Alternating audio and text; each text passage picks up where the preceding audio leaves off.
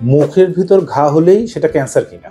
তো ইউজুয়ালি মুখের মধ্যে অনেক কারণে ঘা হয়। প্রথম যেটা কারণ সেটা হচ্ছে আমাদের বাংলাদেশে nutritional deficiency, vitamin B deficiency সাধারণত বাচ্চাদের হয় এবং ইউজুয়ালি এগুলো কখনোই ক্যান্সার হয় না। তাছাড়া আঘাত, যেমন কারো যদি শার্প টিপ থাকে বা আর্টিফিশিয়াল টিপ থাকে, এগুলো খাবার খাওয়ার সময় কোনো কারণে কামড় পড়লে মুখের ভিতর ওই জায়গাটা ছিলে যায় এবং ওখান থেকে ঘা তৈরি হয়। এটাও কোনো খারাপ কিছু। যেটা খারাপ কিছু সেটা হচ্ছে দীর্ঘস্থায়ী যদি ঘা থাকে, যেটাকে আমরা বলি আলসার, যেটাকে আমরা বলে থাকি ওরাল আলসার। এই ওরাল আলসার যদি জিহ্বার মধ্যে থাকে, যদি মুখের ভিতরের মধ্যে থাকে অথবা ঠোঁটের মধ্যে থাকে, তাহলে এটা যদি এরকম হয় যে 1.5 মাস 2 মাস 3 মাস ধরে এই ঘা ভালো হচ্ছে না, তাহলে অবশ্যই এটা নিয়ে চিন্তার ব্যাপার আছে এবং এই ঘাগুলোকে আপনারা গুরুত্ব দিবেন এবং আপনি অবশ্যই একজন সার্জিক্যাল অনকোলজিস্ট বা একজন অনকোলজিস্টের সাথে যোগাযোগ করবেন অথবা ইএনটি স্পেশালিস্টের সাথে যোগাযোগ করবেন এবং ওখান থেকে মাংস পরীক্ষা নিয়ে শিওর হতে হবে যে এটা ক্যান্সারে টার্ন করেছে কিনা এবং সঠিক চিকিৎসা নিলে দ্রুত আরোগ্য হওয়া সম্ভব।